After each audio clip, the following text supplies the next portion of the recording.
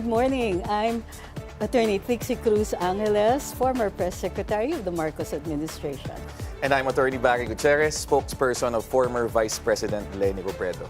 And we are the Spokes.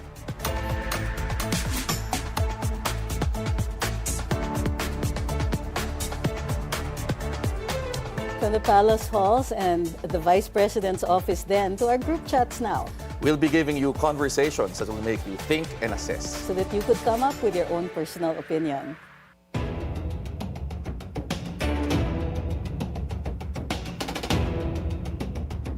Noted by the Spokes, Senators Tito Soto and Ping Lacson claimed that the Senate presidency was offered to Senator Loren Legarda amid an alleged leadership coup. So, ayun na, dalawang linggo na yan ha, yung leadership coup na yan, bitin na ako. So, but, Hindi naman yata nawala yung usapan tungkol sa leadership ko. Ever since nagsimula si Tito Sen. Correct. But the new name is, of course, Senator Loren. Ang sinasabi is, Senator Cayetano tried to convince her to protect Congressman Lean. Pero para sa akin, it's safer for Senator Loren to stay with the majority, tapos si Kong Lean, yung parang opposition. The families have been doing this for ages. The Osmeñas did it. Yung iba-iba silang partido, iba-iba silang panig para no matter what, they're always in power. So para sa akin, bakit no big surprise andyan si Loren with the majority? Yeah, tsaka kung magki-create ka ng coup, it creates parang animosities pa within. So actually gumagawa ka pa ng kaaway. Nangiintriga ka pa. Na baka mamaya ang bawi dun sa pamilya. Oo, lalo na may anak nga si Senator Loren who's very, very active and very, grabe ang media ni Kong Lean. Plus, kumbaga nakikita natin, grabe rin yung pressure kasi dun sa solar niya, kinakalkal and all that. But parang ang feeling ko is that this was a bad time and a bad strategy kung si Senator Loren. So, dini-deny naman ni na Senator Alan Peter. Yeah, although medyo matindi yung salitang ginamit ni Sen Ping dito, di ba? Not only malicious, but sadistic yung kanyang term. Kasi parang ang kanyang pinapalabas dito, ginamit lang daw si Senator Loren, di ba? Paano nagamit? Nakikiusap pa lang nasa stage, hindi pa naman umuoo. Besides, this is politics para namang si Senator Ping naman. Pero natatawa lang ako kasi last week na pinag-uusapan natin, change lang in the chairmanship ng Senate Foreign Affairs. Foreign Affairs. Ano ba yun? Constitutional reform. And before that, it was blue ribbon lang, di ba? Yun yung pinagdidiskitahan. Ngayon, nandun na tayo sa leadership ng Senado. But I think, considering kung paano naagaw ni Tito Sen yung Senate presidency, ano ba yung tawag nila doon? Uneasy lies the crown. Diba? Uneasy, Oh, you will always be at that. Once you climb up to the top, pag upo mo doon, take on all comers ka na. Ang isang wina-wonder ko dyan, ano yung realistic chances of a change in leadership from the minority? Habang wala si Senator Bato de la Rosa, that's actually one crucial vote.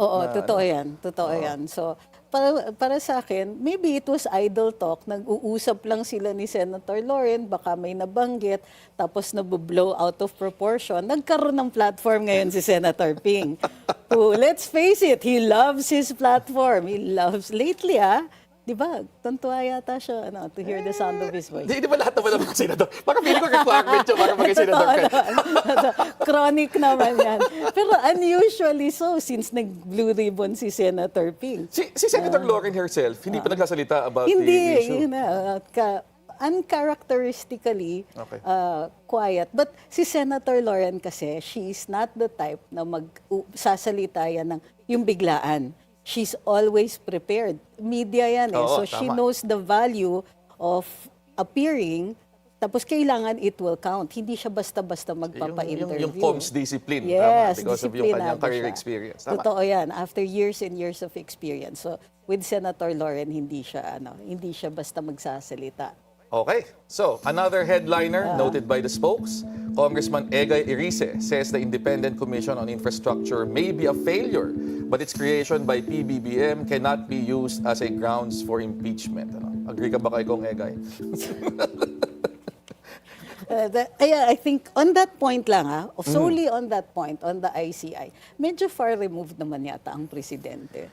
Well, kinreate niya. Oh, well, yeah. Pero yung theory na kinreate specifically to Para shield maabsuelto. yung allies.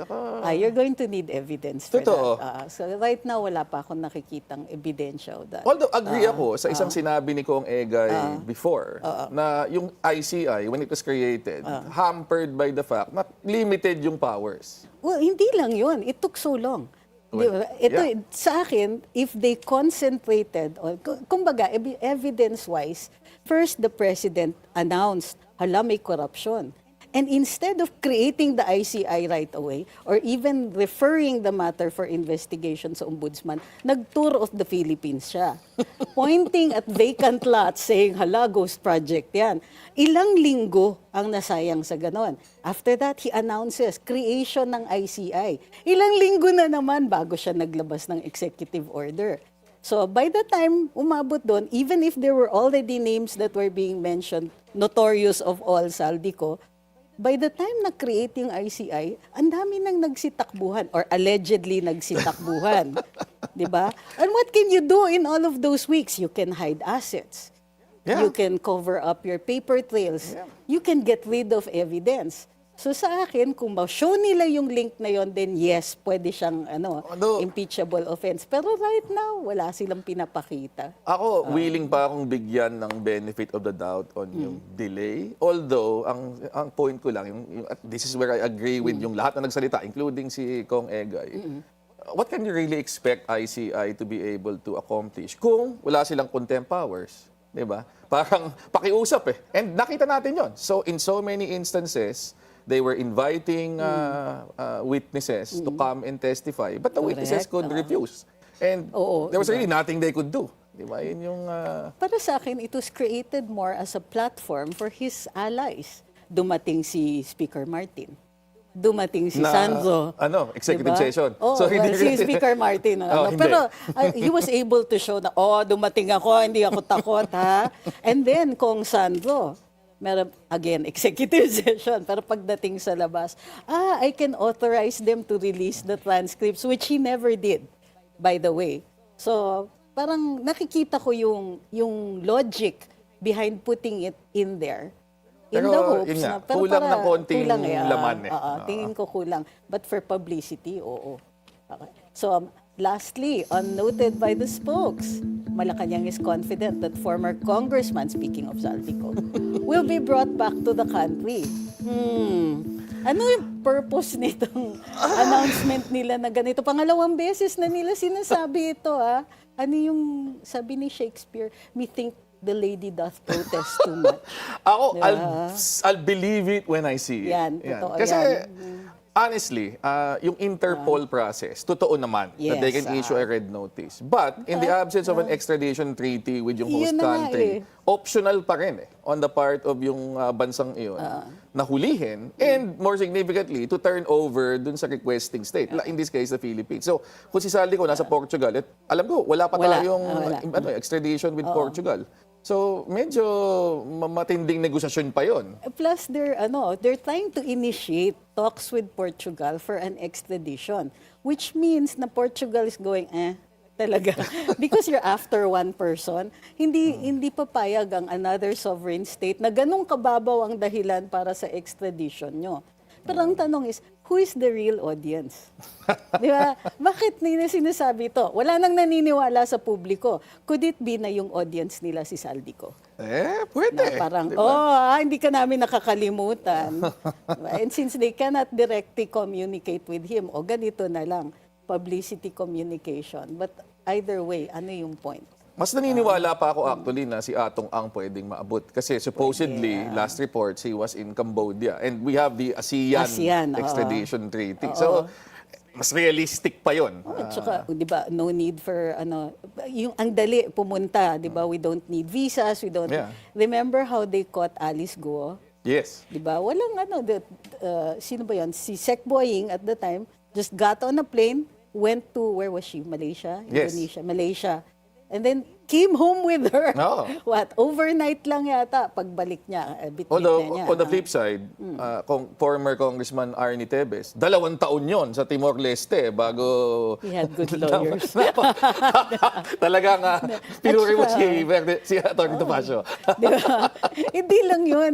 Nag-golf pa siya dun sa ano. So, hindi, at least with Congressman Arnie Tevez, alam niya yung lugar, meron na siyang ties to the place. So, he was able, galing nga, ilang taon, 2 years niya na, na stave off yung kulong niya. Not bad. So, I guess we'll see. Diba? Yan. Totoo yun eh.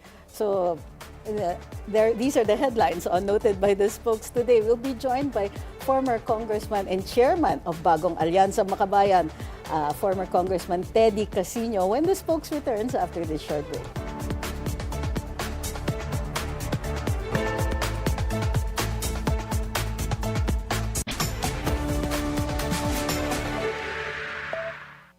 And the spokes is back. It is unprecedented that the House of Representatives is now faced with double impeachments, the President and the Vice President.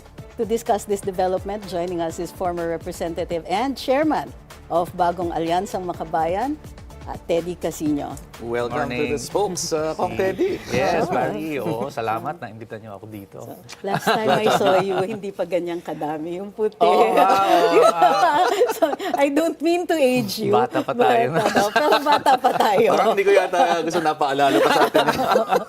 Isa ka pa din. So, ang tanong, okay lang, Kong Teddy pa rin ha. What made Makabayan support or push for the impeachments of both the President and the Vice President? I mean, having one is bad enough. I mean, or, di ba, difficult enough. You're burdened with the need to get evidence and all that. Yeah. Bakit kinaya ninyo itong doble? Yung kay Vice President Duterte was a no-brainer for us. Because last Ulit year, lang ulit lang yun eh. And ang feeling talaga namin, na-impeach na siya ng House. Problema, walang closure because the trial never happened. Yes. So for us, talagang pinaghahandaan namin after the 1-year prohibition lapses, file tayo. So, no-brainer yun. Ang medyo mabigat na naging desisyon namin, yung kay President Marcos. And ito was born out of the testimonies and the evidences that came up during the investigations on the flood control scam. So, plus yung mga nakita rin ng aming representatives and the public also, doon sa 2026 budget.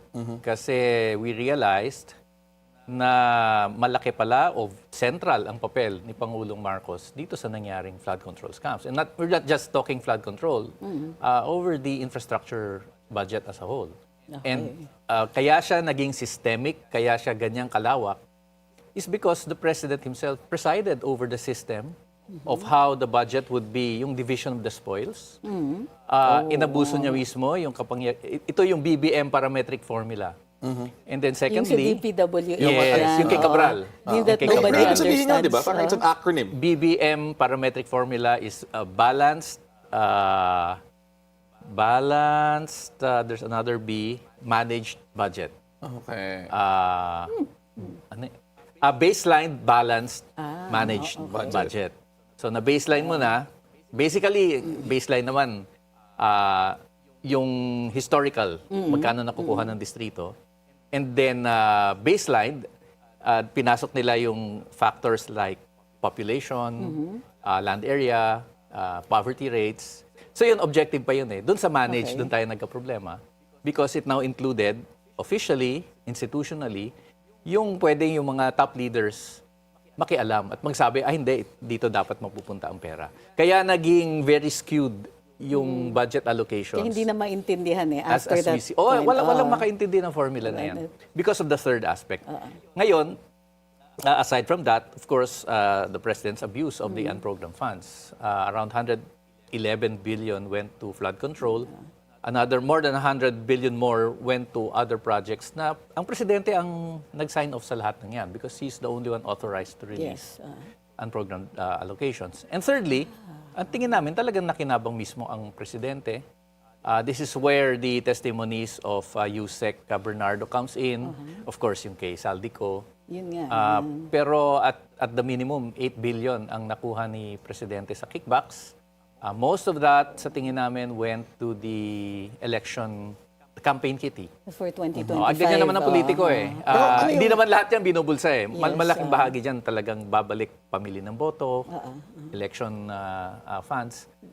So on that basis, tingin namin, the President betrayed the public trust and he should be held accountable. Thus, the only way under the Constitution for us to do that is through impeachment. Dalawang bagay lang. Una, on the budget thing, well, obviously, hindi lang naman si Presidente yun, di ba? Parang he had to do it, well, in complicity with the legislator. So, how are you planning to and convince... the DBM.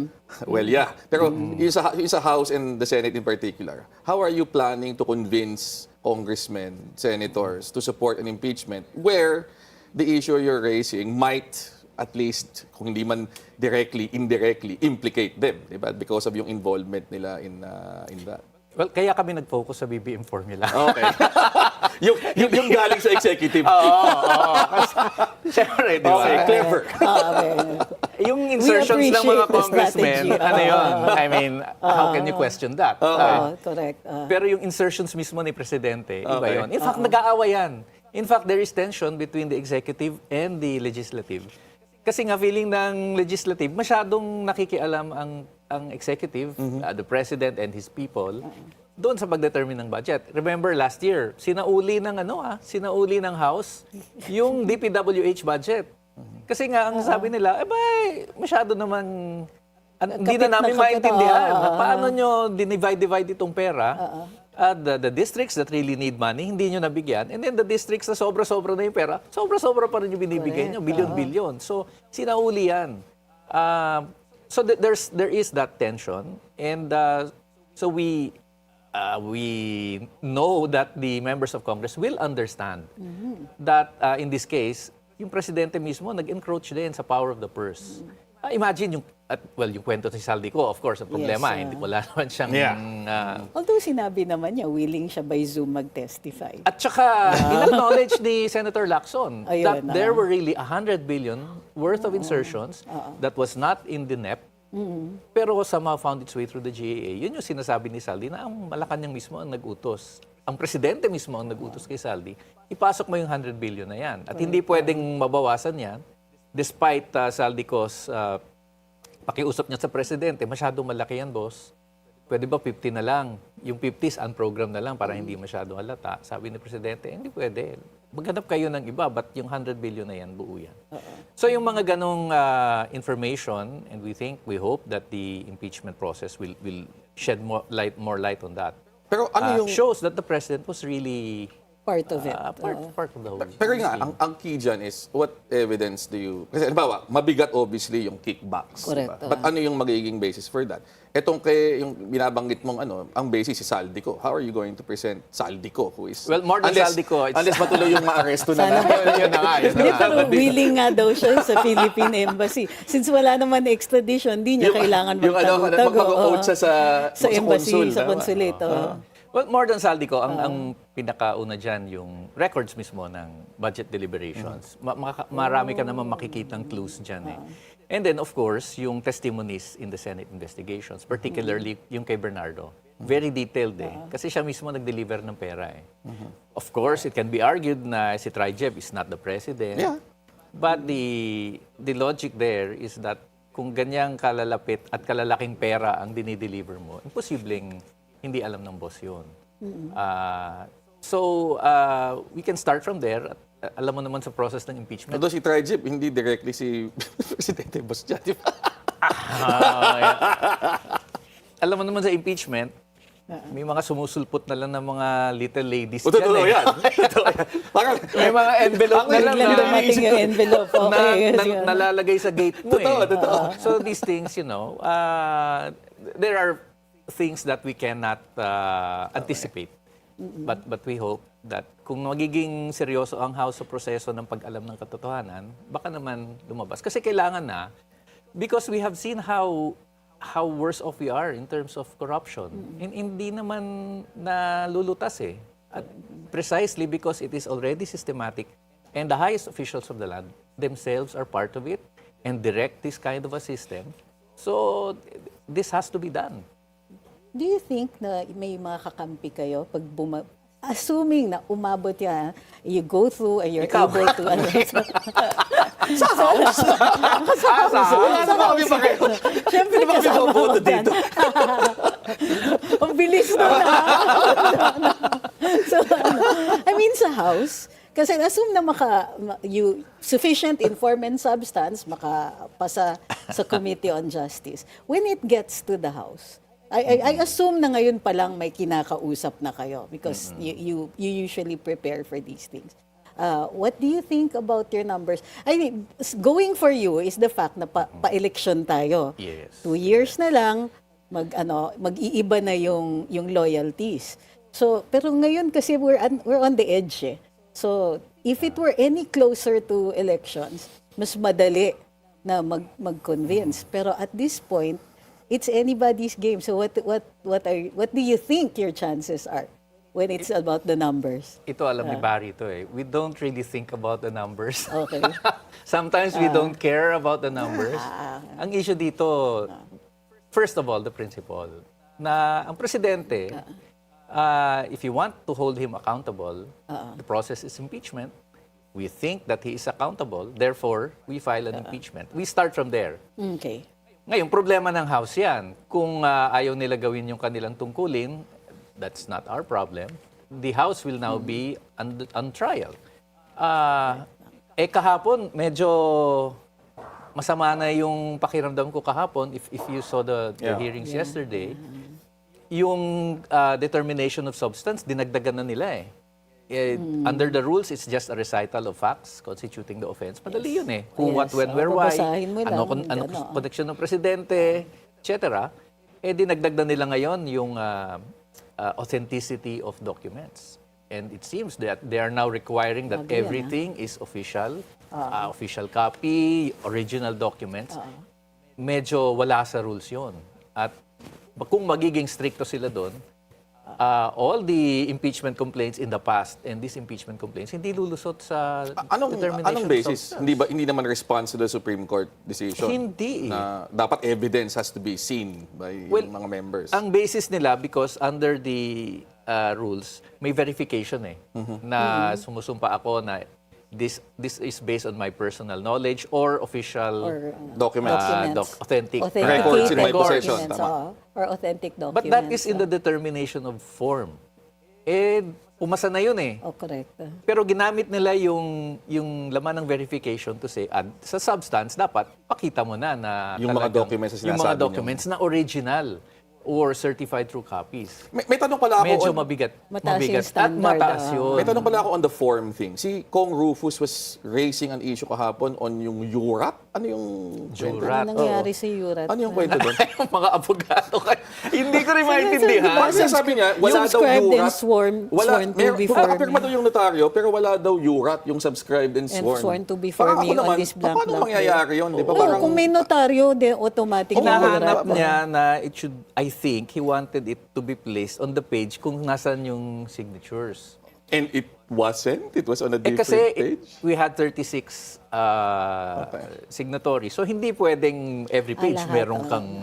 URAT. Kasi mismo naman yung mga colleagues niya nagsabi, hindi, dito sa dulo, sa last page. That's where the... Okay. What we call it, the jurat Kasi is. nagulat na ako, Teddy, kasi alam naman natin, veterano na tayo pareho sa impeachment eh. Di ba? Hindi na problema yun, It's di ba? becoming a habit. This should be a standard Pro thing, di forma ba? na nga Oo, yan di ba? Hindi lang yan. May nag-question pa na taxpayers ba itong mga to? Yan, doon ako Si natawa. Kong Abante. Kailangan ba They yun? have Hindi to naman, prove that they are taxpayers.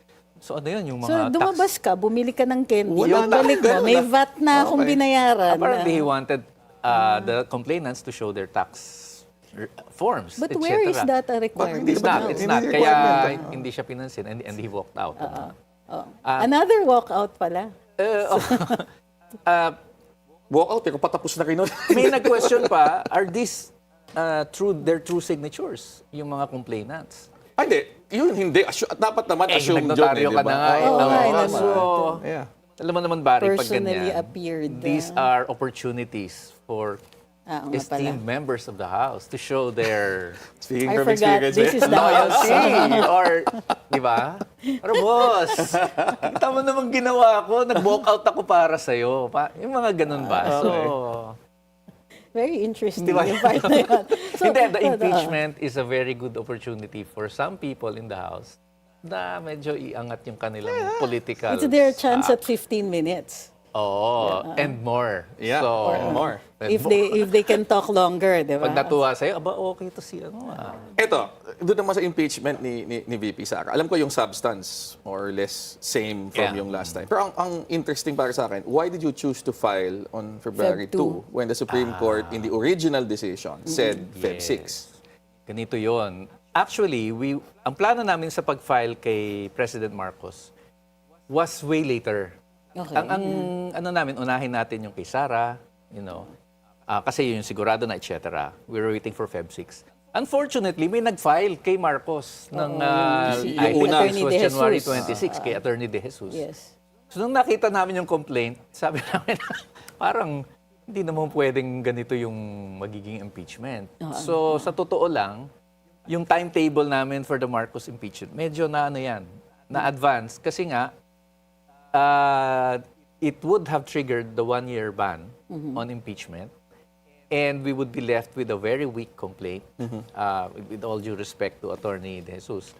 A very weak complaint na tingin namin, sayang naman yung oportunidad. Once a year lang ito mangyayari. So hinabol namin yung impeachment kay President Marcos. Okay. Now, kay VP Sara, nung nakita namin yung ginawa kay Marcos, naisip namin, naku, baka may mag-file din ng just to initiate the one-year prohibition again.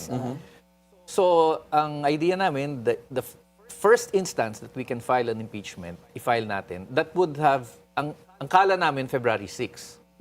That would be February 9 kasi walang pasok ang 6. Kaya lang, paglabas ng Supreme Court decision, na nagsasabing as early as January 15 na initiate kasi kinalendar day kasi na nila kinalendar days sabi ng at mismo mga members ng House na nagsabi as early as January 16 pala naglapse na yung one-year prohibition. So again, we had to hurry up because baka may mag-file na naman ng this is the GMA formula, the Lozano playbook.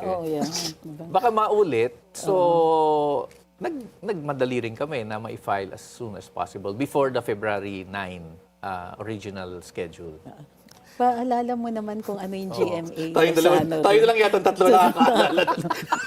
Kasi involved tayo doon. Ganun ba katagal yun? 2005? Papaalala mo pa kung gano'ng katagal. Kwento mo na lang. 2 decades ago. Oh my gosh, 20 years daw. Grabe, parang Wala pa akong asawa nun. Oo nga. Ito yung one of those moments na parang... Alam mo, kahapon lang. So what happened dun sa yung kay GMA? Si Attorney this Lozano. famous lawyer, si Attorney Lozano. Palagi siyang nauuna mag-file ng impeachment. And he would purposely file a very weak complaint para nga ma-initiate yung one-year prohibition. At palaging problema ang nasa opposition nun. How to get over the Lozano complaint. So kung ano-anong formula na yung inisip natin noon, yung i-consolidate ba yan o may serial filing, di ba? Pero yon talagang na-discarril ang efforts din to hold GMA accountable then on the Hello Garci tapes, on the all kinds of scandals that she was involved. 9 years yun eh. Iba-iba eh. There were others. Attorney Pulido. Di ba? Sa siyam na taon, there was always somebody na nakatoka. So the next question, this hanging question, is Makabayan prepared for the possibility that both impeachment cases may never reach trial? But before you answer that, we'll be back shortly after this break.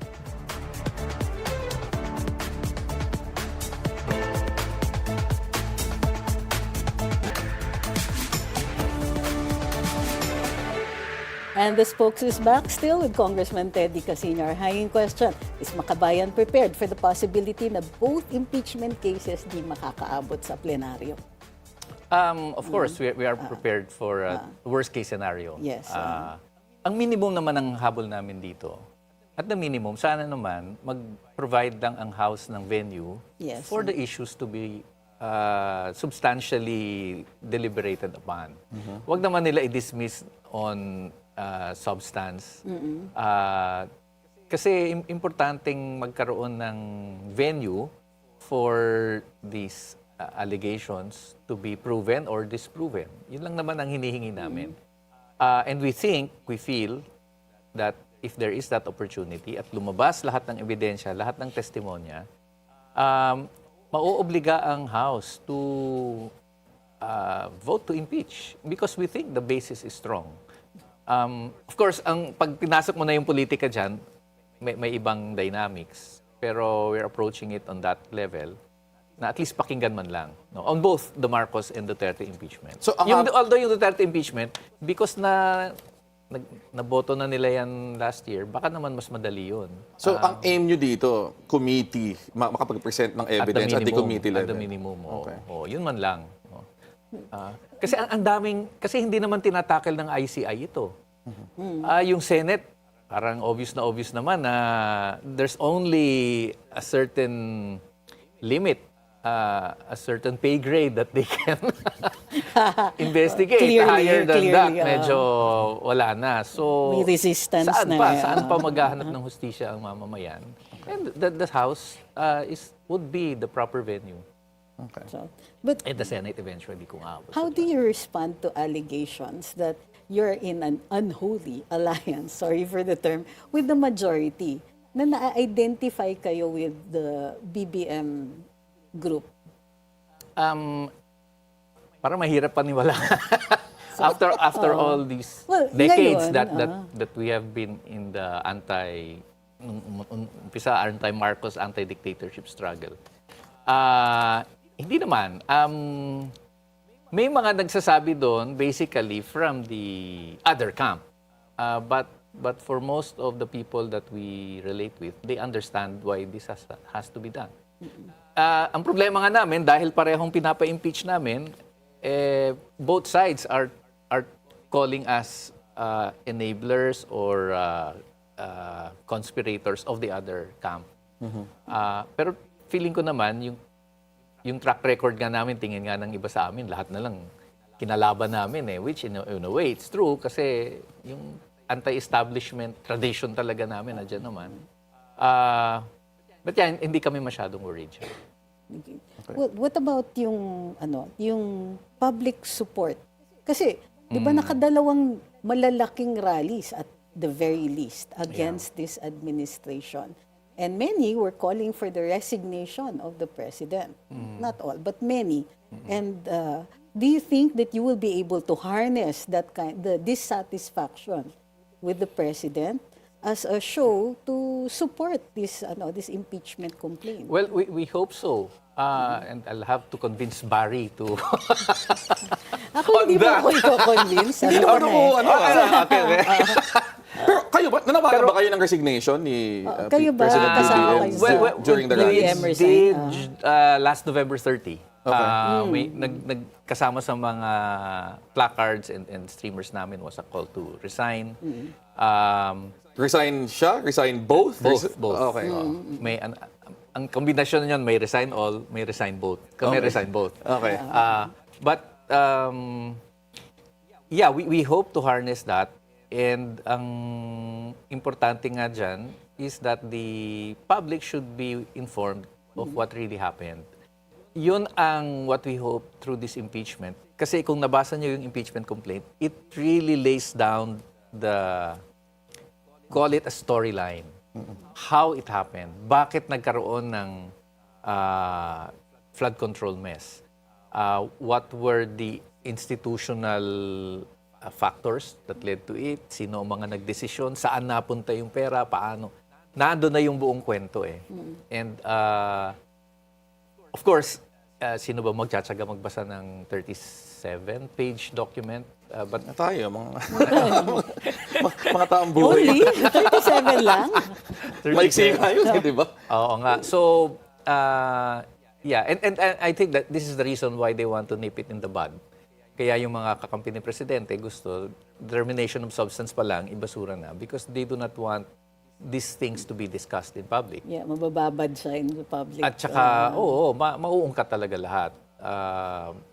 Pero importante yun sa impeachment the public pulse, the public opinion, I think, in the past has always been a crucial factor in the in successful impeachment complaints. Pero just to follow up on yung tanong ni Attorney Trixie kanina, Makabayan is currently in the minority. Minority. Pero in the 19th Congress, you were in the majority. Ano ba yung 19? Last Congress, 2022? Minority na rin. Minority din kayo? Since 2017 or 2017, nasa minority na, hindi na nakaalis sa minority. Okay. Pero I think ang pinagagalingan nito, parang ang perception last Congress at least, you were working with, at least cooperating with the administration on certain things. Critical cooperation. Well, on holding the Dutertes accountable, definitely may common interest dyan. But on all other issues, we have always had an independent stance naman in Congress. Whether we are aligned with the majority or minority, may mga issues talagang bottom line issues na hindi pwedeng tawirin. Okay. So how is it going for you? Anong assessment mo?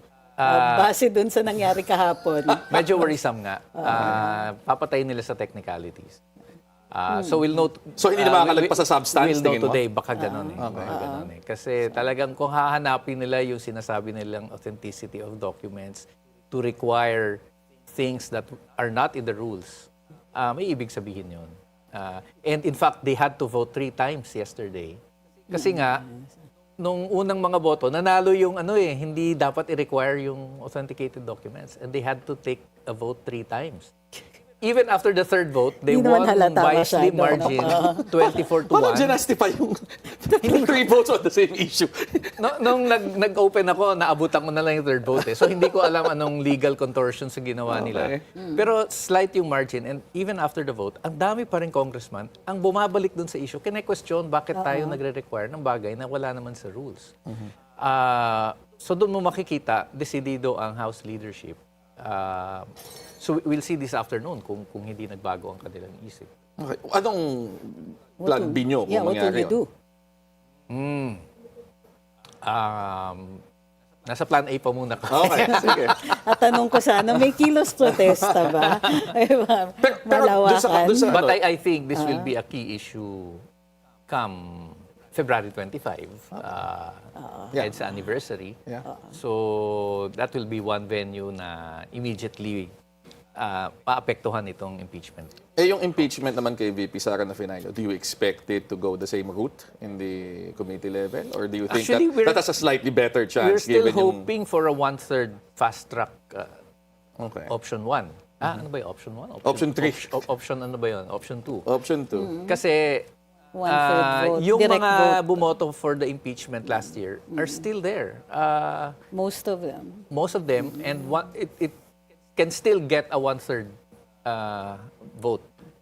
Kung bibilangin lang natin yung mga members na nandun last year na nandito ngayon. Kasi last year, 200 plus ang bumoto eh. Ang kailangan mo lang naman, I think, was 106? Yung mga ganyan. Pero, So nandun pa, we are hoping na ba't naman magbabago ang isip nila? It's practically the same. di ba, mas malapit na 2028 ngayon, madami nagbago. Yun yung bakit. Yan yung factor. In fact, even yung leadership, True. hindi na si Martin Romualdez ang Yes, correct. malaking factor, of course, si House Speaker Martin Well, Romualdez. the biggest factor last year kung bakit hindi natuloy yung impeachment was the president. Pinigilan ni Bongbong Marcos ang Yung impeachment ni kanyang Sara eh. storm in a teacup. Yeah, yung pagte-text niya. So, Pero nakapasok pa rin. It went to the Senate. kasi hindi naman lahat ng gusto ng presidente minsan Yun na nga eh, di ba? sinusunod ng mga tao niya. But You mean there were other considerations? of course. Pero nahabol yun pagdating sa Senado. So it died there. Pero yun nga ang ironic dito, ang presidente pa mismo ang naging instrumental in defeating the impeachment of Sara Duterte. So, Ngayon, tingin mo, nagbago na ba ang timpla niya?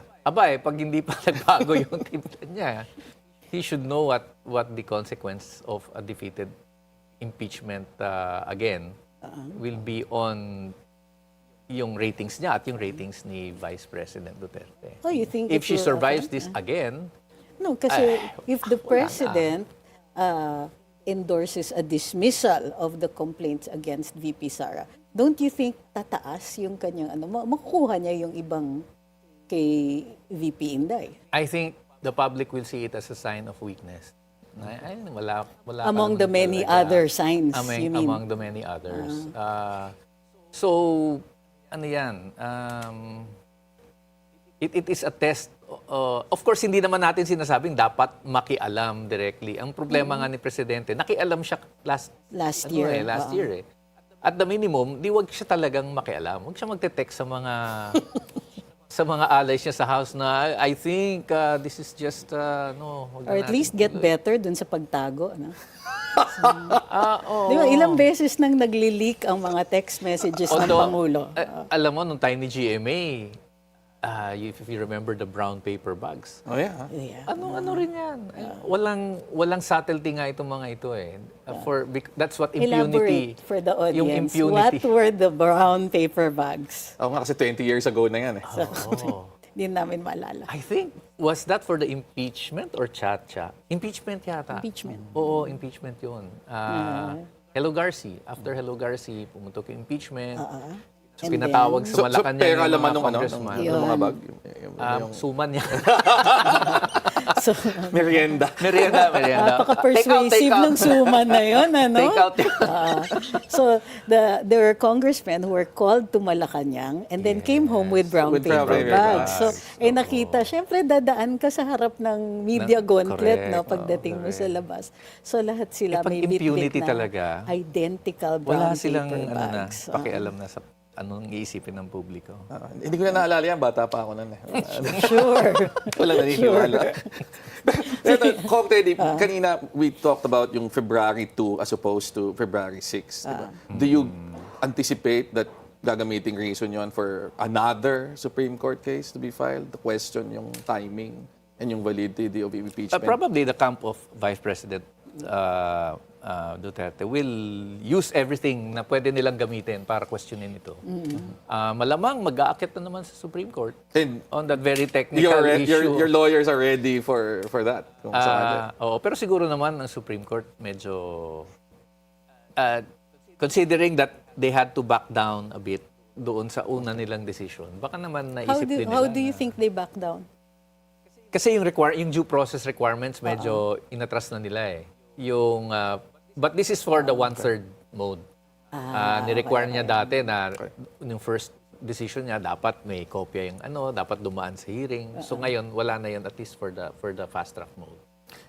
Ngayon na napag-usapan na natin to, pero final assessment nyo, how important do you think ang magiging role ng street level and public support dito to sustain yung momentum for these two impeachments? Especially today. I think it is very important kasi itong mga bagay na ito, I think hindi mariresolve yan ng current institutions natin. I think mahihirapan ng House na i-resolve yan dahil sa dynamics ng politika, yung traditional politics. At ang magiging susi pa rin talaga ang pagkilos ng mamamayan. Now, that's what we really have to develop na magkaroon ng more focus, ng more coordination, joint efforts. If not to remove these two leaders, then at the minimum to hold them accountable. Kasi 2028 malapit na. Otherwise, yung mga nagnanais ng pagbabago who ayaw na ng Duterte or ng Marcos will be again left with having to choose between kasamaan and kadiliman. And that's the worst thing that can happen. So, nandito na tayo sa portion ng program called Tough Questions. So, kung sakasakali, hindi pa yun. So, kung sakasakali, since dalawa yung impeachment complaint na final ninyo, kung sakaling kailangan pumili, which or isa lang ang makakapasa, which would you prefer na makapasa? Which I would prefer? If you had to pick one. Tough question. Sabi sa'yo, hindi tough pwedeng question. both. Hindi, siya lang. Dalawa lang naman eh. I think yung kay Sara Duterte. Bakit? Why? Kasi si Marcos, by 2028, he finishes his term. He's out of power. Si Sara can be still president in 2028. And we would also like to prevent that. So kung may ano man lang, kung may mauuna man lang, I think it will be more strategic na yung kay Sara ang mag-succeed. Okay, so given yung sagot na yan, ang next tough question dito ay, ito bang ginawa niyong pag-file ng impeachment kay BBM at kay VP Sara? Is it really about accountability for the moment? Or is it really geared more towards affecting yung outcome in 2028? It is both. Hindi mo naman matatanggal, may accountability at the moment ito, and this will have an impact on 2028. But ang call kasi namin sa bayan is really to remove the Dutertes and the Marcoses in power and for a new government to be formed. And if that can be done before 2028, such that yung next elections natin medyo mas maayos na, hopefully, an anti-dynasty bill will have been in place, ma-reform na natin yung party list system. If that can be done before the next elections by a new government, for us, that would be the ideal scenario. So may ganyang context din kami na kinagalawan. So itong pagtatanggal kay Marcos at Duterte is also in pursuit of a larger project for accountability and reforms in the government. Kung sakasakali, umakit ng Korte Suprema itong issue ng kay VP Inday, tapos matalo. In other words, sabihin, mali kayo. So, sa tingin niyo may tama yung credibility ninyo dito, pati yung strategy ninyo? I think it will depend on the basis of if it will be dismissed again. Kung lalabas na technical na naman masyado ito, at parang ginawan lang ng paraan, then not so much. Pero kung talagang lalabas na palpak, may mga fundamental errors na nagawa, possibly it will have an impact. Okay, so ito, last tough question. Hypothetical to. How prepared are you for the possibility of a Sara Duterte presidency in 2028? In case yung pakin ang mangyari. We are prepared for any eventuality. We survived the father. He was much nicer, believe me. Ganun pa. I believe her. I know. We survived the father. We can survive the daughter. Pero yun nga, it will be a tough 6 years kung mangyari yan. Pero hindi pa naman ako bumibili ng ticket papuntang Portugal. Gusto mo talaga magkikapit bahay si Sandy? Mahirap. Yung iba, yun na iniisip no? The next day na matapos ang election, kung yan ang resulta, lilipad na Yikes. Wala tayong liliparan Okay, so thank you, Kong Teddy. Kong Teddy, thank you very much. Pinaunlakan na yung request namin na nandito. Nabilang ko tuloy yung puting buhok nating dalawa. Thank you. Oo nga. Impeachment tests both accountability and power, and ultimately public trust in our institutions. Every issue requires scrutiny, balance, and respect for facts. And the best decisions are made when law, stability, and public welfare are all carefully weighed. I'm former VP spokesperson, Attorney Barry Gutierrez. And I'm former Press Secretary, Attorney Trixie Cruz-Angeles. And we are the Spokes.